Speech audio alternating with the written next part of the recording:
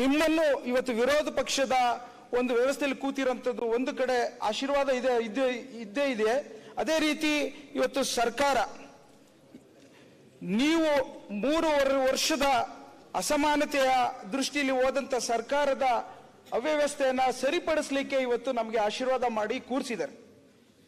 ಎಲ್ಲ ಒಂದ್ ಕಡೆ ನೀವು ಸಮಾಧಾನದ ಒಂದ್ ಸ್ವಲ್ಪ ಸಂತೋಷದ ಬಸವಣ್ಣನ ಬದುಕಿನಲ್ಲಿ ನೀವು ಇರಬೇಕು ಅಂತ ನಾನು ನಿಮ್ಮ ಹತ್ರ ನಮಗೂ ಸಮಯಾವಕಾಶ ಕೊಡಬೇಕು ಅಂತ ಕೇಳ್ಕೊತೇನೆ. ಯಾಕೆಂದ್ರೆ ಪರರ ಸಂತೋಷ ಹಿಗ್ಗುವ ಮನಸ್ಸು ತಮಗಿರಬೇಕು, ತನ್ನ ಗೌರವಕ್ಕೆ ಬಗ್ಗುವ ಮನಸ್ಸಿರಬೇಕು, ಹಾಗೆ ನೋವು ದುಃಖ ಅವಮಾನಗಳನ್ನು ಸಹಿಸಿಕೊಳ್ಳುವಂತ ಮನಸ್ಸು ತಮಗಿರಬೇಕು. ಆಗ ಮಾತ್ರ ಮನುಷ್ಯನ ಬಳಿ ಯಶಸ್ಸು ಸುತ್ತಾಡುತ್ತಂತೆ. ಹಾಗೆ ಇವತ್ತು 10 ವರ್ಷದ ಅವಧಿಯ ಭಾರತ ರಾಷ್ಟ್ರದ ಹಿಡಿತವನ್ನ ಬಿಜೆಪಿ ಸರ್ಕಾರದವರು ಇಟ್ಟಿರೋಂಥದ್ರಲ್ಲಿ ನಿಮ್ಗೆ ಯಶಸ್ಸು ಬರ್ತಾ ಇರೋಂಥದ್ದು ನಾವು ನೋಡ್ತಾ ಇದ್ದೇವೆ. ಇವತ್ತಿನ ದಿನ ನಮ್ಮ ಸರ್ಕಾರಕ್ಕೆ ಸಿಕ್ಕಿರೋಂಥ ಒಂದು ಅವಕಾಶದಲ್ಲಿ ತಾಳ್ಮೆಯಿಂದ ತಾವು ಇರಬೇಕು ಅಂತ ನಾನು ಒಬ್ಬ ಚಿಕ್ಕನಾಗಿ ಮನವಿ ಮಾಡ್ಕೋತೇನೆ. ಇವತ್ತಿನ ಹಲವಾರು ವಿಚಾರಗಳಲ್ಲಿ ನಮ್ಮ ಕರ್ನಾಟಕದ ಬಡಸ್ತನದ ಬೇಗೆಯನ್ನು ತೆಗಿಬೇಕು ಅಂತೇಳಿ ಹೆಚ್ಚಿನ ರೀತಿ ಇಂದಿನ ನಮ್ಮ ಬಸವರಾಜ ಬೊಮ್ಮಾಯಿನವರು ಮುಖ್ಯಮಂತ್ರಿ ಆದ ಸಂದರ್ಭದಲ್ಲಿ ಒಂದು ಮಾತನ್ನು ಹೇಳಿದಂಥದ್ದು ಇವಾಗಲೂ ನನ್ನ ಕಿವಿಲಿ ಅದು ಜಂಕರಿಸ್ತಿರುತ್ತೆ. ಸಾಮಾನ್ಯ ಜನರಿಗೆ ಜೋಬಿಗೆ ದುಡ್ಡು ಹಾಕ್ಬೇಕು ಅಂತ ಹೇಳಿದಂತ ಮಾತು. ಅಂದು ಡಿ.ಕೆ. ಶಿವಕುಮಾರ್ ಸಾಹೇಬ್ರು ಅಧ್ಯಕ್ಷರಾದಾಗ ಒಂದು ಮಾತನ್ನ ನಾವು ಊಟ ಮಾಡ್ಬೇಕಾದ್ರೆ ಒಂದು ಮನಸ್ಸು ಬಿಚ್ಚಿ ಹೇಳಿದಂತ ಮಾತನ್ನು ತಮ್ಮ ಹತ್ರ ಹಂಚ್ಕೋತೇನೆ. ಬಹಳಷ್ಟು ಸರ್ಕಾರದ ಕಾರ್ಯಕ್ರಮಗಳು ಕೊಡಬೇಕಾದ್ರೆ ಮಧ್ಯವರ್ತಿಗಳ ಕಾಟವನ್ನು ತಪ್ಪಿಸ್ಲಿಕ್ಕೆ ನಮ್ಮ ಸರ್ಕಾರದ ಒಂದು ಶಕ್ತಿನ ಬಡವರಿಗೆ ನೇರವಾಗಿ ನೋಂದಾಯಿಸುವಂತ ಒಂದು ಕಾರ್ಯಕ್ರಮನ ಕೊಡ್ತೇನೆ ಅಂತ ಹೇಳಿದ್ದಂಥದ್ದು. ಅದರಂತೆ ಇವತ್ತು ಇಡೀ ಭಾರತ ರಾಷ್ಟ್ರದಲ್ಲೇ ಒಂದು ಭಾಗ್ಯವಾದಂತ ಗೃಹಲಕ್ಷ್ಮಿ ಇವತ್ತು ಒಂದು ಇತಿಹಾಸವನ್ನೇ ಸೃಷ್ಟಿ ಮಾಡಿದೆ. ಮಾನ್ಯ ಸಭಾಧ್ಯಕ್ಷರೇ, ನಾನು ವೈದ್ಯನಾಗಿದ್ಕೊಂಡು ನನಗೆ ಹಳ್ಳಿಯ ವ್ಯವಸ್ಥೆ ಅಷ್ಟು ಅರಿವಿರ್ತಿರ್ಲಿಲ್ಲ. ನಾನು ಶಾಸಕನಾದ ನಂತರ ಸಮಾಜ ಸೇವೆಗೆ ಹೋದಾಗ 50 ರೂಪಾಯಿ ಬೆಲೆ ಅವತ್ತಿನ ದಿನ ಗೊತ್ತಾಯಿತು. ಮಾನ್ಯ ಸಭಾಧ್ಯಕ್ಷರೇ, ಇವತ್ತಿನ ದಿನ ಎಷ್ಟೊಂದು ಕುಟುಂಬಗಳಲ್ಲಿ ಇನ್ನೂ ನಾವು ಬಡಸ್ತನದ ಒಂದು ಛಾಯೆಯಿಂದ ಈಚೆ ತರಲಿಕ್ಕೆ ಸೋತಿದ್ದೇವೆ, ಎಲ್ಲರೂ ಸೇರಿ, ಎಲ್ಲ ಪಾರ್ಟಿಯವರು. ಎಷ್ಟೊಂದು ಕುಟುಂಬಗಳಿಗೆ ಇನ್ನೂ ಒಳ್ಳೆ ಮನೆಗಳಿಲ್ಲ, ಮೂಲಭೂತ ಸೌಕರ್ಯದ ಒಳ್ಳೆ ರಸ್ತೆಗಳಿಲ್ಲ, 24 ಗಂಟೆಗಳು ಕೊಡುವಂತ ವಿದ್ಯುತ್ ಶಕ್ತಿ ಇಲ್ಲ, ಹಲವಾರು ವಿಚಾರಗಳಲ್ಲಿ ಇನ್ನೂ ಕೊರತೆ ಇದೆ. ಅದಕ್ಕೆ ನಾವು ಸಹ ಒಂದು ಕಾರಣ ಅಂತಲೂ ಹೇಳ್ಕೋಬಹುದು. ಆದರೆ ಇವತ್ತಿನ ದಿನ ಈ ಗೃಹಲಕ್ಷ್ಮಿಯ ಯೋಜನೆ ಅನುಷ್ಠಾನಗೊಳಿಸಿದ ನಂತರ ಎಲ್ಲೋ ಒಂದ್ ಕಡೆ ವಿರೋಧ ಪಕ್ಷ ಟೀಕೆ ಮಾಡೋದು ಒಂದು ಕಡೆ ನಾವು ತೆಗೆದುಕೊಳ್ಳೋಣ, ಆದ್ರೂ ಸಹ ಅವರು ಸಹ ಇವತ್ತಿನ ದಿನ ಪ್ರತಿಯೊಂದು ಕುಟುಂಬದಲ್ಲೂ 2,000 ರೂಪಾಯಿ ಬಗ್ಗೆ ಹೆಮ್ಮೆ ಇದೆ. ಇವತ್ತು ಸುಮಾರು 1,60,00,000 ಕುಟುಂಬಗಳಿಗೆ 2,000 ಕೊಡ್ತಿರೋಂಥದ್ದು ಒಂದು ಇತಿಹಾಸ. ನಾನು ವಿಶೇಷವಾಗಿ ಈ ಒಂದು ಸದನದ ಮೂಲಕ ಮಾನ್ಯ ಮುಖ್ಯಮಂತ್ರಿಗಳಾದ ಸಿದ್ದರಾಮಯ್ಯ ಸಾಹೇಬರಿಗೆ, ಮಾನ್ಯ ಉಪಮುಖ್ಯಮಂತ್ರಿಗಳಾದಂಥ ಡಿ.ಕೆ. ಶಿವಕುಮಾರ್ ಸಾಹೇಬರಿಗೆ ಧನ್ಯವಾದ ಹೇಳಲಿಕ್ಕೆ ಬಯಸ್ತೇನೆ. ಹಾಗೇನೆ ಇವತ್ತು ಮೊನ್ನೆ ಪೇಪರಲ್ಲಿ ಓದ್ತಿದೆ, ನಮ್ಮ ಭಾರತದ ಘನ ಸರ್ಕಾರದ ಪ್ರಧಾನಿ ಮಂತ್ರಿಗಳು ಬಿಜಿಲಿ ಬಗ್ಗೆ ಮಾತಾಡ್ತಿದ್ರು.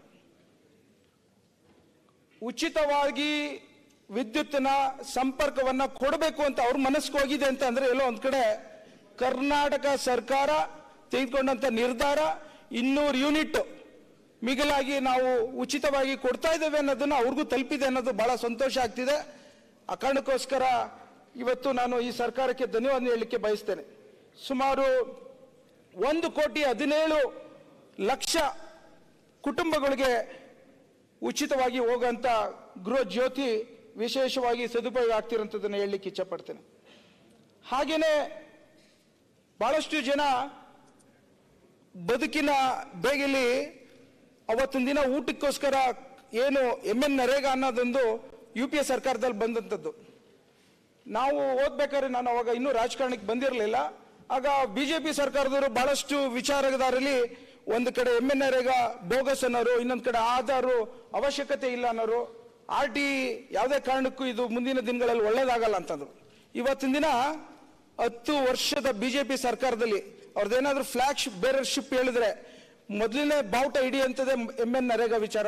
ಮಾನ್ಯ ಸಭಾಧ್ಯಕ್ಷ, ಮಹಾತ್ಮ ಗಾಂಧಿ ನಿರುದ್ಯೋಗ ಏನು ಉದ್ಯೋಗ ಸೃಷ್ಟಿ ಮಾಡೋಂಥ ಒಂದು ರೂರಲ್ ಎಂಪ್ಲಾಯ್ಮೆಂಟ್ ಸ್ಕೀಮ್ ಇದೆಯಲ್ಲ ಮಾನ್ಯ ಸಭಾಧ್ಯಕ್ಷರೇ, ಉತ್ತಮವಾದಂಥದ್ದು, ಅಂತಾರಾಷ್ಟ್ರೀಯ ಮಟ್ಟದ್ದು. ಮತ್ತು ಈ ಮೈಕ್ರೋ ಮ್ಯಾನೇಜ್ಮೆಂಟ್, ಮೈಕ್ರೋ ಫೈನಾನ್ಸ್ ವಿಚಾರದಲ್ಲಿ ಏನ್ ಬಾಂಗ್ಲಾದೇಶ್ ನೋಬೆಲ್ ಪ್ರೈಸ್ ತೆಗೆದುಕೊಂಡಿದ್ರು, ಅವ್ರು ಸಹ ಇದನ್ನ ಶ್ಲಾಘನೆ ಮಾಡಿರೋಂಥ ವಿಚಾರನ ತಮ್ಮ ಮುಂದೆ ಹೇಳಲಿಕ್ಕೆ ಇಚ್ಛೆ ಪಡ್ತೇನೆ. ಇವತ್ತು ಆ ಒಂದು MN ನರೇಗಾ ಬಂದಿರಲಿಲ್ಲ ಅಂದ್ರೆ ಕೇಂದ್ರ ಸರ್ಕಾರಕ್ಕೂ ಎಲ್ಲೋ ಒಂದ್ ಕಡೆ ಗೌರವ ಇರ್ತಿರ್ಲಿಲ್ಲ ಅನ್ನೋ ಭಾವನೆ ಇವತ್ತು ಬಿಜೆಪಿಯವರು ಸಹ ಅವರು ಮಾತಾಡೋಂಥ ವಿಚಾರ.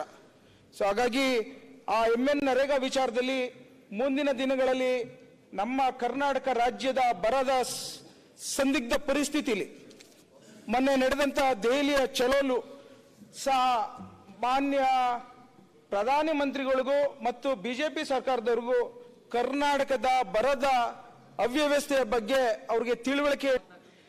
ನಿಮ್ಗೆ ಯಾರು ತಿರಸ್ಕಾರ ಏನ್ ಮಾಡಿಲ್ಲ, ನಿಮ್ಗೂ 80 ಜನನ್ನ ಆಯ್ಕೆ ಮಾಡಿಕೊಟ್ಟಿದ್ದಾರೆ. ಇವತ್ತಿನ ದಿನ ಒಬ್ಬ ರಾಜ್ಯ ಸರ್ಕಾರದವರು ಅಕ್ಕಿನ ಕೊಡಬೇಕು ಅಂತ ಹೋದಂತ ಸಂದರ್ಭದಲ್ಲಿ ನಮ್ಮ ಹತ್ರ ಅಕ್ಕಿ ಇಲ್ಲ ಅಂತ ಹೇಳ್ತೀರಿ. 1 ತಿಂಗಳ ನಂತರ ಅಡ್ವರ್ಟೈಸ್ಮೆಂಟ್ ಕೊಡ್ಕೊಂಡು ಭಾರತ್ ರೈಸ್ 29 kg ಯಾರು ಬೇಕಾದ್ರೆ ತಗೋಬಹುದು ಅಂತ ಹೇಳ್ತೀರಲ್ಲ, ಎಷ್ಟು ಸರಿ ಅದು? ನಾವು 29 ಕೇಳಿರ್ಲಿಲ್ಲ, 34 ರೂಪಾಯಿ ಕೇಳಿದ್ದು. ನಿಮಗೆ ಹೆಸರು ಬೇಕು ಅಂತ ನೀವು ಮಾತ್ರ ಸಬ್ಸಿಡಿ ಮಾಡ್ತೀರಿ, ಉಚಿತವಾಗಿ ಕೊಡುವಂತ ಸರ್ಕಾರದ ಸ್ಕೀಮ್ಗಳಿಗೆ ಯಾವುದೇ ಕಾರಣಕ್ಕೂ ಸಹಕಾರ ಕೊಡಲ್ಲ ಅನ್ನೋ ನೋವು. ಇವತ್ತು ನಾವು APL ಕೊಡ್ತೀವಿ, 25 ರೂಪಾಯಿ ಕೆಜಿ ಕೊಡ್ತಾ ಇದೀವಿ APL ಅವ್ರಿಗೆ. ಹಾಗೇನೆ ನಾನು ಏನಕ್ಕೆ ಇದು ಹೇಳ್ತಾ ಇದ್ದೀನಿ ಅಂದ್ರೆ ಮುಂದುವರಿದ ಭಾಗದಲ್ಲಿ ಹೇಳಲಿಕ್ಕೆ ಇಚ್ಛೆ ಪಡ್ತೇನೆ. ಎಲ್ಲರಿಗೂ ಉತ್ತರ ಕೊಡೋಣ. ಪಾಪ ಅಧ್ಯಕ್ಷರು ಫ್ರೀಡಮ್ ಕೊಟ್ಟಿದ್ದಾರೆ. ರಂಗನಾಥ್ ಅವರೇ, ನೀವು ಮಾತಾಡುವಾಗ ನಿಮ್ಮ ಡಿಸ್ಟರ್ಬ್ ಮಾಡ್ಲಿಕ್ಕೆ ಬಹಳಷ್ಟು ಜನ ಪ್ರಯತ್ನ ಪಡ್ತಾರೆ. ಅದು ನಿಮ್ಮ ಲೀಡರ್ಶಿಪ್ ಹೇಗೆ ಯಾರು ಡಿಸ್ಟರ್ಬ್ ಆಗಬಾರ್ದು. ನೀವು ಮಾತಾಡಿಕೊಂಡು ಅದು ದಾರಿ ತಪ್ಪಿದ್ರೆ ನೀವಿದ್ದೀರಲ್ಲ ಸರ್. ಈಗ ಮುಂದುವರಿದ ಭಾಗ, ಇವತ್ತಿನ ದಿನ ನಾನೊಬ್ಬ ಕಷ್ಟ ಪಡ್ಕೊಂಡು ಕರ್ನಾಟಕದ ರಾಜ್ಯದಲ್ಲಿ ಕೂಲಿ ಮಾಡ್ತಿರ್ತೀನೋ, ಇಲ್ಲ ನಾನೊಬ್ಬ ಡಾಕ್ಟರ್ ಆಗಿರ್ತೀನೋ, ನಾನೇನೋ ಒಂದು ಇಂಜಿನಿಯರ್ ಆಗಿರ್ತೀನಿ. ನಾನು ಪ್ರತಿ ದಿನ ದುಡ್ದು ಕಷ್ಟಪಡ್ಕೊಂಡು ಬೆವರು ಸುರಿಸಿರೋ ಅಂತ 100 ರೂಪಾಯಿನ ಕೇಂದ್ರ ಸರ್ಕಾರಕ್ಕೆ ಕಳಿಸಿದ್ರೆ 13 ರೂಪಾಯಿ ಕೊಡ್ತಿರಲ್ಲ ಸ್ವಾಮಿ, ಎಷ್ಟು ಸರಿ ಇದು? ಕರ್ನಾಟಕ ರಾಜ್ಯದಲ್ಲಿ ಇವತ್ತಿನ ದಿನ ನೀವು ಒಂದು ಪಾಲಿಸಿ ಡಿಸಿಷನ್ ಮಾಡಿದ್ದಾರೆ ಫೈನಾನ್ಷಿಯಲ್ ಕಮಿಷನರ್, ಏನು demographic, forest story, area, population. ಅವತ್ತಿನ ದಿನ ಸುಮಾರು 50 ವರ್ಷ 70 ವರ್ಷದಿಂದ ಭಾರತ ರಾಷ್ಟ್ರ ಆದಾಗ ನಾವು ಕಡಿವಾಣ ಹಾಕ್ಬೇಕು, ನಿಯಂತ್ರಣ ಹಾಕ್ಬೇಕು ಜನಸಂಖ್ಯೆ ಅಂತ ಅನೌನ್ಸ್ ಮಾಡಿದ್ರು. ಅದಕ್ಕೆ ವಿರೋಧ ಪಕ್ಷ ನಾಯಕರು ಕೂತ್ಕೋಬೇಕು ಗುರುಗಳು. ಅವತ್ತು ಗೌರವಯುತವಾಗಿ ಈ ಒಂದು ಫ್ಯಾಮಿಲಿ ಪ್ಲಾನಿಂಗ್ ಗೌರವ ಕೊಟ್ಟಿರುವಂತದ್ದು ಕರ್ನಾಟಕ ರಾಜ್ಯದವರು. ಮಾನ್ಯ ಸಭಾಧ್ಯಕ್ಷರು, ನಿಮ್ಮ ಮೇಲೆ ಇಷ್ಟ ಅವತ್ತು ಪಾಪ್ಯುಲೇಷನ್ ನಿಯಂತ್ರಣ ಮಾಡಿ ಇವತ್ತಿನ ದಿನ 7 ಕೋಟಿ ಒಳಗಡೆ ತರಿಸಿರುವಂತದ್ದು. ಉತ್ತರ ಪ್ರದೇಶರು ಅದ್ರ ಬಗ್ಗೆ ಯಾವುದು ಚಿಂತನೆ ಮಾಡದೇ ಇದ್ದರು, ಬಿಹಾರ್ ಅವರು ಅದ್ರ ಬಗ್ಗೆ ಚಿಂತನೆ ಮಾಡದೇ ಇದ್ದರು. ನಾವು ಪಾಪ್ಯುಲೇಷನ್ ನಿಯಂತ್ರಣ ಮಾಡಿರೋದು ತಪ್ಪೇ? ನಾನು ಕೇಳ್ತಿರೋಂಥದ್ದು ಬಿಜೆಪಿ ನಿಮ್ಗೆ ಏನು ಧ್ವನಿ ಇದೆ, ಇವತ್ತು ಅಧ್ಯಕ್ಷರು ಸಹ ಇದ್ದಾರೆ, ಎಲ್ಲ ನೋಡಿದೆ ಅವ್ರನ್ನ. ಇವತ್ತು ಪಾಪ್ಯುಲೇಷನ್ ಕಂಟ್ರೋಲ್ ಆಗಿರೋಂಥ ವಿಚಾರಕ್ಕೆ ಸದರ್ನ್ ಇಂಡಿಯಾಗೆ ನಮ್ಮ ಸಂಸದರು ಒಂದು ಮಾತು ಕೇಳಿದ್ರು. ಇವತ್ತು ನಮಗೆ 13 ರೂಪಾಯಿ ಕೊಡ್ತಾರಂತ ವಿಚಾರದಲ್ಲಿ ಅನ್ಯಾಯ ಆಗ್ತಿರೋದನ್ನ ಸರಿಪಡಿಸಲಿಲ್ಲ. ಮುಂದಿನ ದಿನಗಳಲ್ಲಿ ಈ ಒಂದು ಮನಸ್ಸಿಗೆ ಎಲ್ಲ ಒಂದ್ ಕಡೆ ಆಕ್ರೋಶ ಬಂದು ಯಾವ್ದೇ ರೀತಿಯಲ್ಲಿ ತೊಂದರೆ ಆಗ್ಬೋದು ನಮ್ಮ ಒಕ್ಕೂಟಕ್ಕೆ ಅಂತ ಪ್ರಶ್ನೆ ಕೇಳಿದ್ರು. ಇಲ್ಲಿ ನೋಡಿ, ನಿಮ್ಮ ಸದಸ್ಯರು ಒಂದು ಮಾತು ಹೇಳ್ತಾರೆ, ಕೊಳ್ಳಿ ಅಂತ. ರಂಗನಾಥ್ ಅವರೇ, ರಂಗನಾಥ್, ನಿಮ್ಗೆ ಏನ್ ಪ್ರಶ್ನೆ ಬೇಕು ನನ್ನ ಹತ್ರ ಕೇಳಿ. ಸರಿ ಸರ್, ಗುಂಡಿಕ್ ಕೊಲ್ಲಿ ಅಂತ ಹೇಳ್ತಾರೆ. ನಾನು ಇವಾಗ ನಿಮ್ಮ ಹತ್ರ ನಾನು ಕೇಳ್ಕೊಳ್ಳೋಂಥದ್ದು ಮಾನ್ಯ ಸಭಾಧ್ಯಕ್ಷರೇ, ನಮ್ಗೆ ಆದಂತ ನೋವನ್ನ 1 ವರ್ಷ ತಡಿಬಹುದು, 2 ವರ್ಷ ತಡಿಬಹುದು, 3 ವರ್ಷ ತಡಿಬಹುದು. ಏನ್ ಸುಮಾರು 10 ವರ್ಷದಿಂದ ದಿನ ಬೆಳಗ್ಗೆ ಪಿಕ್ಚರ್ ತೋರಿಸ್ಕೊಂಡು, ಮೂವಿ ತೋರಿಸ್ಕೊಂಡು, ರಾಮ ಇದ್ದಾರೆ ಪೂಜೆ ಮಾಡಿ ಭಜನೆ ಮಾಡಿ ಗಂಟೆ ಹೊಡೀರಿ ಅಂತ ಅಂದ್ರೆ ಹೌದು, 1 ದಿನ ಉಪವಾಸ ಇರ್ತೀವಿ, 2 ದಿನ ಉಪವಾಸ ಇರ್ತೀವಿ, 10 ದಿನ ಇರ್ತೀವಿ, 1 ವರ್ಷ ಇರ್ತೀವಿ. 10 ವರ್ಷದಿಂದ ಸುಮಾರು 15th ಫೈನಾನ್ಸ್ 14th ಫೈನಾನ್ಸ್ 43 ಇಂದ 39 ತರ್ತಾರೆ, ಇವತ್ತಿನ ದಿನ ನಿಮ್ಗೆ GSTಲಿ ಬಿಹಾರ್ ಅವ್ರಿಗೆ 300 ರೂಪಾಯಿ 400 ರೂಪಾಯಿ ಕೊಡ್ತಾ ಇದ್ದಾರೆ, ಉತ್ತರ ಪ್ರದೇಶಕ್ಕೆ 100 ರೂಪಾಯಿ ಕೊಟ್ರೆ 300 ರೂಪಾಯಿ ಕೊಡ್ತಾ ಇದ್ದಾರೆ. ಆಯ್ತು, ಇವತ್ತಿನ ದಿನ ಪ್ರತಿ ಭಾಷಣದಲ್ಲೂ ಬಿಜೆಪಿ ಅವರು ಗುಜರಾತ್ ಮಾಡಲು ತರ್ತೀವಿ ಅಂತ ಹೇಳ್ತಾರೆ. ನಾನು ಕೇಳೋಂಥದ್ದು, ನಾವು 100 ರೂಪಾಯಿ ಕೊಟ್ಟು ನಮಗೆ ವಾಪಸ್ 13 ರೂಪಾಯಿ ಕೊಡ್ತೀರಲ್ಲ, ಗುಜರಾತ್ ಅವ್ರಿಗೆ ಯಾಕೆ 31 ರೂಪಾಯಿ ಕೊಡ್ತೀರಿ? ನೀವು ನಮ್ಮ ಹತ್ರ ಬಂದು ಕರ್ನಾಟಕದಲ್ಲಿ ಗುಜರಾತ್ ಮಾಡಲ್ ತರ್ತೀವಿ, ಗುಜರಾತ್ ಅಭಿವೃದ್ಧಿ ಆಗಿದೆ ಅಂತ ತಾನೇ ಹೇಳ್ತಿರೋದು. ಏನ್ ಗುಜರಾತ್ ನಮ್ಗಿಂತ ಹಿಂದೆ ಉಳಿದಿದ್ಯಾ? ಯಾವ ರೀತಿ ಹಿಂದೆ ಉಳಿದಿದೆ?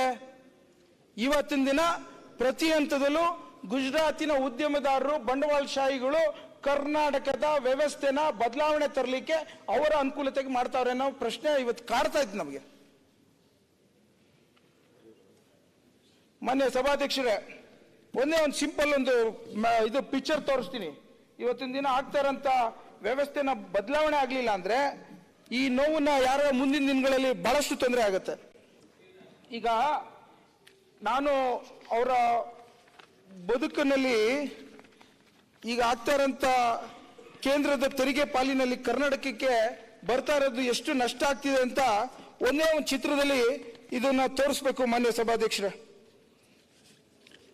ನಮಗೆ ಪ್ರತಿ ತಿಂಗಳು ಸುಮಾರು 10 ವರ್ಷದಿಂದ 3.5 ಲಕ್ಷದಿಂದ ಹಿಡಿದು 4 ಲಕ್ಷ, ಇವಾಗ 4,25,000 ಟ್ಯಾಕ್ಸ್ ಕಳಿಸ್ತಾ ಇದೀವಿ, ಡೈರೆಕ್ಟ್ ಟ್ಯಾಕ್ಸ್. ಅವರು ನಮಗೆ ಕೊಡ್ತಾ ಇರೋಂಥದ್ದು ಎಲ್ಲ ಸೇರಿ ರೋಡು, ಡ್ಯಾಮ್, ಏನ್ ಮೈಸೂರು ಬೆಂಗಳೂರು ರೋಡ್ ಹೆಸರು ಹೇಳ್ತಾರೆ ಯಾವಾಗ ಮಾತಾಡ್ತಿದ್ರೆ, ಎಲ್ಲ ಸೇರಿ ಕೊಡ್ತಾ ಇರೋಂಥದ್ದು 45,000ದಿಂದ 50,000 ಕೋಟಿ. 10 ವರ್ಷದಿಂದ 5 ಲಕ್ಷ, ಸುಮಾರು 25 ಲಕ್ಷ ಕೊಟ್ಟಿದೀವಲ್ಲ ಅವ್ರಿಗೆ. 25 ಲಕ್ಷ ಕೋಟಿ ನಮ್ಗೆ ವಾಪಸ್ ಬಂದಿರೋಂಥದ್ದು 3 ಲಕ್ಷ ಕೋಟಿ. ಇನ್ನು ಮಿಕ್ಕಿರೋಂಥ 22 ಲಕ್ಷ ಕೋಟಿ ಇದ್ದಿದ್ರೆ ಇವತ್ತಿನ ದಿನ ನನಗೆ ಬಿಜೆಪಿ ಸದಸ್ಯರೆಲ್ಲ ಹೇಳ್ತಿದ್ರು, ನಿಮ್ ಸರ್ಕಾರದಲ್ಲಿ ಒಂದ್ ಸ್ವಲ್ಪ ದುಡ್ಡು ಏನು ಕೊಡ್ತಾ ಇಲ್ವಲ್ಲ ಅಂತ. ಪ್ರತಿಯೊಬ್ಬ ಶಾಸಕನಿಗೂ 1,000 ರೂಪಾಯಿ 1,000 ಕೋಟಿ ರೂಪಾಯಿ ಅನುದಾನ ಕೊಡಿಸ್ಬೋದಾಯ್ತು. ಅದ್ರ ಬಗ್ಗೆ ಕೇಳಲಿಕ್ಕೆ ಒಂದ್ ಸ್ವಲ್ಪ ಅವರೆಲ್ಲ ಸಹಕಾರ ಬೇಕಲ್ವೇ? ಒಬ್ರು ಮಾತಾಡಿದಿಲ್ಲ ಸಂಸದರು. ಇವರೇನೋ ಪಾಪ ಬಿಜೆಪಿಯವರು ಅಲ್ಲಿ ಮೇಲ್ಗಡೆ ನಮ್ಮನ್ನು ಮಾತಾಡ್ಲಿಕ್ಕೆ ಅವಕಾಶ ಇಲ್ಲ, ಒಂದು ರೀತಿಯ ವ್ಯವಸ್ಥೆಯಲ್ಲಿ ಕಷ್ಟ ಇದೆ ಅಂತ ಹೇಳಿ ನಮ್ಮ ಮುಂದೆ ಏನೋ ಮಾತಾಡ್ತಾರೆ ಹೊರತು ಆಚೆ ಮಾತಾಡ್ಲಿಕ್ಕಿಲ್ಲ. ಇದನ್ನ ನಮ್ಗಾಗಿರಂತ 20 ಲಕ್ಷ ಕೋಟಿ ರೂಪಾಯಿ ಅನ್ಯಾಯವನ್ನು ಯಾರು ಸರಿಪಡಿಸೋದು? ಮಾನ್ಯ ಸಭಾಧ್ಯಕ್ಷರೇ, ಮಾನ್ಯ ಅಧ್ಯಕ್ಷರೇ, ಟ್ಯಾಕ್ಸ್ ಡೆವಲ್ಯೂಷನ್ ಎಷ್ಟು ಕೊಟ್ಟಿದ್ದಾರೆ ಯುಪಿಎ ಸರ್ಕಾರ ಅವಧಿಯಲ್ಲಿ?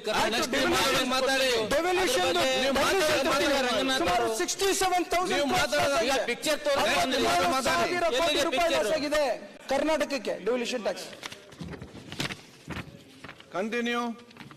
ಮಾನ್ಯ ಸಭಾಧ್ಯಕ್ಷರೇ, ಇವತ್ತು NDRF ಅಂತ ಅಂದ್ರೆ ನಾನು ತಿಳಿದಂಗೆ ಏನಾರ ಸಮಸ್ಯೆ ಇದ್ರೆ ತಕ್ಷಣವೇ ನ್ಯಾಷನಲ್ ಲೆವೆಲ್ ನಿಂದ ಅವರು ಇನ್ಸ್ಪೆಕ್ಷನ್ ಬಂದು ಎಲ್ಲ ರೀತಿಲೂ ಆ ಒಂದು ಕೃಷಿ ಆಗ್ಲಿ, ರೈತರ ಕಲ್ಯಾಣದ ಒಂದು ತೊಂದರೆಗಳಾಗ್ಲಿ ಇಲ್ಲೇ ತರಿಸ್ತೀವಿ ಸರ್. ಆ ಒಂದು ವಿಚಾರದಲ್ಲಿ 18,000 ಕೋಟಿ ರೂಪಾಯಿನ ಸರ್ಕಾರದವರು ಕೇಂದ್ರ ಸರ್ಕಾರಕ್ಕೆ ಕೇಳಿದ್ರಲ್ಲ ಸರ್, ಒಬ್ಬರಾದ್ರೂ ರೆಸ್ಪಾಂಡ್ ಮಾಡಿದ್ರ ಸರ್? Okay, continue. ಇವತ್ತು ಬರ ಪರಿಸ್ಥಿತಿ ವಿಚಾರದಲ್ಲಿ ನಾನು ನಮ್ಮ ಸರ್ಕಾರದವರು ಏನ್ ಇವತ್ತಿನ ದಿನ ಸುಮಾರು 617 ಕೋಟಿ ರೂಪಾಯಿ ಇನ್ಪುಟ್ ಸಬ್ಸಿಡಿನ ಪಾವತಿಸಿದ್ರಲ್ಲ, ವಿಶೇಷವಾಗಿ ರೈತರ ಪರವಾಗಿ ಧನ್ಯವಾದ ಹೇಳಲಿಕ್ಕೆ ಬಯಸ್ತೇನೆ ಮಾನ್ಯ ಸಭಾಧ್ಯಕ್ಷರೇ. ಅದ್ರ ಜೊತೆ ಇವತ್ತಿನ ದಿನ ಆ ಬರವನ್ನ ಪರಿಹಾರಕ್ಕೋಸ್ಕರ ತಕ್ಷಣವೇ ಈ ಸರ್ಕಾರವು 324 ಕೋಟಿ ರೂಪಾಯಿನ ಬಿಡುಗಡೆ ಮಾಡಿಸಿರೋಂತಕ್ಕೂ ಶ್ಲಾಘನೀಯ. ಜನರ ಹಲವಾರು ವಿಚಾರಗಳಲ್ಲಿ ನನ್ಗೆ ಆಗ್ತಿರೋಂತ ಒಂದು ನೋವು ಏನಂದ್ರೆ ಕೇಂದ್ರ ಸರ್ಕಾರದಿಂದ ಮನೆಗಳು ವಿಚಾರ. ಇವತ್ತಿನ ದಿನ ಪ್ರತಿ ಹಂತದಲ್ಲೂ ಹಿಂದೆ ಮಾತು ಕೊಟ್ಟಂತೆ ಒಂದು ಮನೆಗಳು 3-4 ವರ್ಷದಿಂದ ಹಿಂದಿದ್ದಂತ ಬಿಜೆಪಿ ಸರ್ಕಾರದಿಂದ ನಮ್ಗೊಂದು ಮನೆ ಬರಲಿಲ್ಲ. ದಿನ ಬೆಳಗ್ಗೆ ಇದ್ರೆ ಅಡ್ವರ್ಟೈಸ್ಮೆಂಟ್ ಕೇಂದ್ರ ಸರ್ಕಾರದವ್ರು ಕೊಡ್ತಾನೆ ಇರ್ತಾರೆ, 10 ಕೋಟಿ ಮನೆಗಳನ್ನ ನಾವು ರಿಲೀಸ್ ಮಾಡಿದೀವಿ ಅಂತ. ಅದೆಲ್ಲ ಹೋಗ್ತಾ ಇದ್ದೋ ಗೊತ್ತಾಯ್ತಿಲ್ಲ. ಇವತ್ತು ಹಾಗೇನೆ ನಮ್ಮ ಏನು MNREGA ವಿಚಾರನ ಈ ಬರ ಪರಿಸ್ಥಿತಿಲಿ ಇನ್ನು 50 ದಿನಗಳು ಮ್ಯಾಂಡೇಸ್ ಕೊಡ್ಬೇಕಾದಂತ ವಿಚಾರದಲ್ಲಿ ಅವರ ಸಹಕಾರ ಬೇಕಾಗಿದೆ. ನಾನೆಲ್ಲ ಸಹೋದ್ಯೋಗಿಗಳ ಹತ್ರ ಕೇಳ್ಕೊತೇನೆ, ನಿಮ್ಮ ಹೈಕಮಾಂಡ್ ಅಲ್ಲಿ ಕೇಳಿ ಕೊಡೋಂತ ಬರ ಪರಿಹಾರದ ಮ್ಯಾಂಡೇಸ್ ಅದೇನು ದುಡ್ಡು ಮೂಲಕ ನೀವು ಕೊಡಂಗಿಲ್ಲ. ಈಗ 50 ಡೇಸ್ ಮ್ಯಾಂಡೇಶನ್ ಕೊಟ್ರೆ ಅಟ್ಲೀಸ್ಟ್ ನಮ್ಮ ರೈತರುಗಳ ಬದುಕು ಒಂದು ಹೆಚ್ಚಿಗೆ ಒಂದು ಏನು ಉದ್ಯೋಗದ ಖಾತ್ರಿ ಯೋಜನೆ ಅಡಿ ಒಂದು ರೀತಿಯ ಕೆಲಸಗಳು, ಸಾಕ್ಷಿಗಳು, ಗುಡ್ಡಗಳು ಬರೋಂತ ಒಂದು ಅವಕಾಶ ಇರುತ್ತೆ ಅಂತ ಕೇಳ್ಕೊತೇನೆ. ಹಾಗೇನೆ ಇವತ್ತಿನ ದಿನ ನಮ್ಮ ಮಾನ್ಯ ವಿರೋಧ ಪಕ್ಷ ನಾಯಕರು ಹೇಳ್ತಿದ್ರು ಯಾವ ಬೆಂಗಳೂರು ಬ್ರ್ಯಾಂಡು ಅಂತ. ಬೆಂಗಳೂರು ಹಲವಾರು ವಿಚಾರಗಳಲ್ಲಿ ಉದ್ಯಮದಾರರಾಗಲಿ ಬಂಡವಾಳಶಾಹಿಗಳಾಗಲಿ ಸರ್ಕಾರಕ್ಕೆ ಬೇಕಾದಂತ ತೆರಿಗೆ ಹಣದಿಂದ ಹಿಡಿದು ಪ್ರತಿಯೊಂದಕ್ಕೂ ಸಹಕಾರ ಕೊಡ್ತಾ ಇದೆ. ಇವತ್ತಿನ ದಿನ ಅದಕ್ಕೆ ಸಚಿವರಾದಂಥ ಡಿ.ಕೆ. ಶಿವಕುಮಾರ್ ಅವರ ಒಂದು ಕೆಲವು ವಿಚಾರಗಳನ್ನ ನಿಮ್ಮ ಹತ್ರ ಹಂಚ್ಕೋತೀನಿ. ನಾನು ಸಹ ಕೂತಿದ್ದೆ, ಟನಲ್ ರಸ್ತೆ ಮಾಡಿಸ್ಬೇಕು. ನಾನು ಹೇಳಿದೆ ಇವತ್ತಿನ ದಿನ ಇಡೀ ಬ್ಯಾಂಗ್ಳೂರಲ್ಲಿ ಫಸ್ಟ್ ಇಡೀ ಇಂಡಿಯಾದಲ್ಲೇ most slowest traffic is in Bangalore. ಅದನ್ನ almost it has come to 30 km/h. Okay, ಅದಕ್ಕೋಸ್ಕರನೇ ಇವತ್ತಿನ ದಿನ ವಿಶೇಷವಾಗಿ ಟನಲ್ ರಸ್ತೆ ಅದನ್ನ ತೆಗೆದುಕೊಳ್ಳಿಕ್ಕೆ ಬಹಳ ಕಷ್ಟವಾದಂಥದ್ದು. ಅದನ್ನ ದಿಟ್ಟವಾಗಿ ಇವತ್ತಿನ ದಿನ ಹಿಂದೆ 2000 ಮೆಗಾವ್ಯಾಟ್ ಅಷ್ಟು ಅದನ್ನ ಮಾಡಬೇಕಾದ್ರೆ ಬಹಳ ಕಷ್ಟ ಇತ್ತು. ಅದನ್ನ ದಿಟ್ಟವಾಗಿ ಅವತ್ತು ಆ ಸರ್ಕಾರದಲ್ಲಿ ಡಿ.ಕೆ. ಶಿವಕುಮಾರ್ ಸಾಹೇಬರು ಮಾಡಿದ್ರು. ಅದರಂತೆ ಈ ಮುಂದಿನ ದಿನಗಳಲ್ಲಿ ಟನಲ್ ರಸ್ತೆಯಿಂದ ಹಿಡಿದು ಬೇಕಾದಂತ ಬೆಂಗಳೂರಿನ ಮೆಟ್ರೋ ವಿಚಾರ 5 minutes ಮೆಟ್ರೋ ವಿಚಾರ ಹೇಳಲಿಕ್ಕೆ ಇಚ್ಛೆ ಪಡ್ತೇನೆ.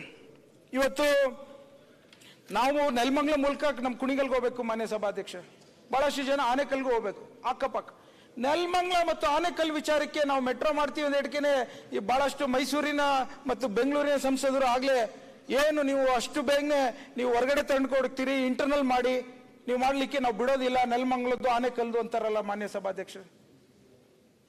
ಹೌದು, ಕೇಂದ್ರ ಸರ್ಕಾರದ ಭಾಗವಿಕೆ ಇದೆ, ಅವರ ಅನುಮೋದನೆ ಬೇಕು, ಬೆಂಗಳೂರು ಡೆವಲಪ್ಮೆಂಟ್ ಆಗುತ್ತೆ. ನೆಲಮಂಗಲದ್ದು ಮತ್ತು ಆನೆಕಲ್ಲು ಪೆರಿಫೆರಲ್ ಸ್ಯಾಟಲೈಟ್ ಟೌನ್ಸು. ಪ್ರತಿ ಹಂತದಲ್ಲೂ ಈ ತರ ಅಡ್ಡಿ ಬರುವಂತ ಸಂಸದರು ನಮ್ಮ ರಾಜ್ಯದಲ್ಲಿ ಇದ್ರೆ ಯಾವ ರೀತಿ ಕೆಲಸ ಮಾಡುವಂಥದ್ದು? ಅದೇ ರೀತಿ ಇವತ್ತಿನ ದಿನ ಪರಿಶಿಷ್ಟ ಮತ್ತು ಪರಿಶಿಷ್ಟ ಪಂಗಡದ ವಿಚಾರ ಸುಮಾರು 2,90,000 ಕೋಟಿ ಅಯವ್ಯಯ ಇದ್ದಾಗ 24,000 ಕೋಟಿಗಳನ್ನು ಹಂಚುತ್ತಿದ್ರು. ಕೊನೆ ಬಿಜೆಪಿ ಸರ್ಕಾರದ ಅಯವ್ಯಯ ದಿನ 29,000 ಮುಡುಪಾಗಿಟ್ರು. ನಾನು ಇವತ್ತು ಬಹಳ ವಿಶೇಷವಾಗಿ ನಮ್ಮ ಸರ್ಕಾರಕ್ಕೆ ಧನ್ಯವಾದ ಹೇಳಲಿಕ್ಕೆ ಬಯಸ್ತೇನೆ. ಈ ಸಲ SCCP ಮತ್ತು TSPಗೆ 34,000 ಕೋಟಿಗಳನ್ನು ಅನುದಾನವನ್ನ ಒದಗಿಸಿ ಅದಕ್ಕೆ ಅನುಷ್ಠಾನಗೊಳಿಸಲಿಕ್ಕೆ ಹೊರಟಿರುವಂಥದ್ದು ಬಹಳ ವಿಶೇಷವಾಗಿರುವಂಥದ್ದು. ಅದಕ್ಕೆ ಧನ್ಯವಾದ ಹೇಳಲಿಕ್ಕೆ ಬಯಸ್ತೇನೆ. ಓಕೆ, ಇವತ್ತು ಶಕ್ತಿ ವಿಚಾರಕ್ಕೆ ಏನು ನಮ್ಮ ಶಕ್ತಿ ಯೋಜನೆ ನಾನು ಫೇಸ್ ಮಾಡಿದ್ದೀನಿ. ಮಕ್ಕಳಿಗೆ ಶಕ್ತಿ ಯೋಜನೆ ಆಗೋಯ್ತು. ಏನು ಇವತ್ತು ಹಳ್ಳಿಲಿ ಪಾಪ ಎಷ್ಟು ನಮ್ಮ ತಾಲೂಕಿನಲ್ಲಿ ಮಾನ್ಯ ಸಭಾಧ್ಯಕ್ಷ ಗ್ರಾಮೀಣ ಪ್ರದೇಶದ ಕಟ್ಟ ಕಡೆಯ ರೈತರ ಮಡದಿ ಶ್ರೀಮತಿ ಎಷ್ಟೊಂದು ಕುಣಿಗಲ್ಲೇ ನೋಡಿಲ್ಲ. ಬೆಂಗಳೂರು ಬಿಡಿ ಮಾನ್ಯ ಸಭಾಧ್ಯಕ್ಷ, ಅವ್ರಿಗೆ ಟಿವಿಲಿ ನೋಡೋದ್ ಬಿಟ್ರೆ, ಮನೇಲಿ ಪೂಜೆ ರೂಮಲ್ಲಿ ಫೋಟೋ ಬಿಟ್ರೆ ಅವ್ರಿಗೆ ಧರ್ಮಸ್ಥಳನೇ ನೋಡಿರ್ಲಿಲ್ಲ. ಇವತ್ತಿನ ದಿನ ನಾನು ವಿಶೇಷವಾಗಿ ನಮ್ಮ ಮುಖ್ಯಮಂತ್ರಿಗಳಿಗೆ ಮತ್ತು ಧನ್ಯವಾದ ಹೇಳಲಿಕ್ಕೆ ಬಯಸ್ತೇನೆ. ಅವರೆಲ್ಲರೂ ಮನೆ ಬಿಟ್ಟು ಧರ್ಮಸ್ಥಳ, ಮಂತ್ರಾಲಯ, ಮೈಸೂರು, ಚಾಮುಂಡೇಶ್ವರಿ ಇವನ್ನೆಲ್ಲ ಅವಕಾಶ ಕೊಟ್ರಲ್ಲ ಮಾನ್ಯ ಸಭಾಧ್ಯಕ್ಷ. ಅದಕ್ಕೆ ಒಂದಾರ ಮಾತು ವಿರೋಧ ಪಕ್ಷದವ್ರು ರಾಜಕೀಯ ಮಾಡೋದಿರ್ಲಿ, ಇಲ್ಲ ಅವ್ರನ್ನೆಲ್ಲರನ್ನು ನೀವು ಅವಕಾಶ ಕೊಟ್ಟಿದ್ದೀರಿ. ಅವರು ಇವತ್ತಿನ ದಿನ 150 ಕೋಟಿ ಟ್ರಿಪ್ಗಳು ಮಾಡಿದೆ ಅಂದ್ರೆ ಇತಿಹಾಸ ಅಲ್ವೇ? ಓಕೆ, ಹಾಗೇನೆ ಏನು ಇವತ್ತು ನಮ್ಮ ರಾಜ್ಯ ಸರ್ಕಾರ ಸರ್ವತೋಮುಖ ಅಭಿವೃದ್ಧಿ ಮಾಡ್ಬೇಕಂತ ಕೇಳ್ತಿರೋದು ತಪ್ಪಿಲ್ಲ, ನಾವು ಕೇಳ್ತಾ ಇದೀವಿ. ಬರೀ ಇದನ್ನ 5 ಸ್ಕೀಮ್ ಅಲ್ಲೇ ನಾವು ಮುಳುಗೋಂಗಿಲ್ಲ, ಬೇರೆ ಬೇರೆದು ಬೇಕು ಅಂತ ಕೇಳ್ತಾ ಇದೀವಿ. ಯಾಕೆಂದ್ರೆ ನಮ್ಮಲ್ಲೂ ಆ ಒಂದು ಬಸ್ಸಿನ ಕೊರತೆ ವಿಚಾರ ಆಗ್ಲಿ, ರೋಡಿನ ಕೊರತೆ ವಿಚಾರ ಆಗ್ಲಿ, ನೀರಿನ ಕೊರತೆ ವಿಚಾರ ಆಗ್ಲಿ, ವಿದ್ಯುತ್ತಿನ ಕೊರತೆ ಆಗ್ಲಿ. ಹಾಗಾಗಿ ಇವತ್ತಿನ ದಿನ ನಮ್ಮ ಟ್ರಾನ್ಸ್ಪೋರ್ಟ್ ಮಿನಿಸ್ಟರ್ಗೆ ಧನ್ಯವಾದ ಹೇಳಲಿಕ್ಕೆ ಬಯಸ್ತೇನೆ. 1150 ಬಸ್ಗಳನ್ನು ತೆಗೆದುಕೊಂಡಿದ್ದಾರೆ, ನಮಗೂ ಒಂದು 10 ಬಸ್ ಕಳಿಸ್ತಾ ಇದ್ದಾರೆ. ಓಕೆ, ಬಹಳ ಸಂತೋಷ. ಈಗ ಏನಾಗಿದೆ, ವಿದ್ಯಾರ್ಥಿಗಳಿಗೆ ಬಹಳಷ್ಟು ತೊಂದರೆ ಆಗ್ತಿತ್ತು, ಮುಂದಿನ ದಿನಗಳು ಆಗಲ್ಲ ಅನ್ನೋ ಮಾತನ್ನ ನಾನು ಭರವಸೆ ಕೊಡ್ಲಿಕ್ಕೆ ಇಚ್ಛೆ ಪಡ್ತೇನೆ. ಆಯ್ತು ರಂಗನಾಥ್, ನಿಲ್ಸ್ಬೇಕಾ? ಅದಾದ್ರೆ ಬೇಗ 5 ನಿಮಿಷ. ಮಾಡಿ. ಅದು ಏನಕ್ಕೆ ಅಂದ್ರೆ ನಿಮ್ ತೊಂದರೆ ಆಗ್ತಿತ್ತು. ಮಾನ್ಯ ಸಭಾಧ್ಯಕ್ಷ, ಕೋವಿಡ್ ಟೈಮಲ್ಲಿ ಎಲ್ಲಾ ಕಡೆನೂ ಬಸ್ ಸರ್ವಿಸಸ್ ತೊಂದರೆ ಆಗ್ತಿತ್ತು. ಅದು ನಿಲ್ಸಿದ್ರು ಬಹಳಷ್ಟು ಕಡೆ. ಅದು ಬಿಜೆಪಿ ಸರ್ಕಾರದಲ್ಲಿ ಇತ್ತು. ಬಟ್ ಈಗ ಹೆಚ್ಚಿನ ಬಸ್ಸಿನ ಸಂಪರ್ಕ ಮಹಿಳೆಯರು ಉಪಯೋಗಿಸೋದ್ರಿಂದ ನಮ್ಗೆ ಅನುಕೂಲತೆ ಆಗುತ್ತೆ ಅನ್ನೋ ಮಾತನ್ನು ಹೇಳಲಿಕ್ಕೆ ಇಚ್ಛೆ ಪಡ್ತೇನೆ. ಇವತ್ತು ಏನು ನಮ್ಮ ರಾಜ್ಯ ಸರ್ಕಾರ ಯಾವ್ದ್ರಲ್ಲಿ ಹಿಂದುಳಿದಿಲ್ಲ ಅನ್ನಕ್ಕೆ ನಮ್ಮ ಅಧ್ಯಕ್ಷರು ಇದ್ದಾರೆ, ಬಿಜೆಪಿಯ ಪಾರ್ಟಿ ಅಧ್ಯಕ್ಷರು. ನಿಮ್ಮ ಶಿವಮೊಗ್ಗದ ವಿಮಾನ ನಿಲ್ದಾಣ ಅದನ್ನ ಕಂಪ್ಲೀಟ್ ಮಾಡ್ಲಿಕ್ಕೆ ನಮ್ಮ ಸರ್ಕಾರ ಬಂದಾದ್ಮೇಲೆ ಕಂಪ್ಲೀಟ್ ಆಯ್ತು ಅಂತ ನಾನು ಬಹಳ ಸಂತೋಷ ಆಗಿದೆ. ಕಂಪ್ಲೀಟ್ ಆಗೈತೆ ಸರ್. ಆಯ್ತು, ನೆಕ್ಸ್ಟ್ ಇಲ್ಲಿ ನೋಡಿ, ಕಂಟಿನ್ಯೂ. ಅದು ಕ್ಲಿಯರಿಟಿ ಇಲ್ಲ ಅವ್ರಿಗೆ, ಏನ್ ಮಾಡೋದು? ಏರೋಪ್ಲೇನ್ ಹತ್ತಿಸ್ತಿರೋದು ನೀವು ಅಷ್ಟೇ. ನಮ್ಮ ಅಲ್ಲ, ರೇಲ್ ಮಾನ್ಯ ಸಭಾಧ್ಯಕ್ಷರೇ, ನಮ್ಮ ಅಧ್ಯಕ್ಷಕ್ಕೆ ಕೇಳ್ತೀನಿ, ಕಲ್ಲಿನಿಂದ ಗೋಡೆ ಕಟ್ಬೋದು ನೀವು, ಅದೇ ರೀತಿ ಸೇತುವೆನೂ ಮಾಡ್ಬೋದು. ಆದ್ರೆ ಮನುಷ್ಯರ ನಡುವೆ ಇರುವಂತ ಸ್ನೇಹ ಸಂಬಂಧ ಇದೆಯಲ್ಲ,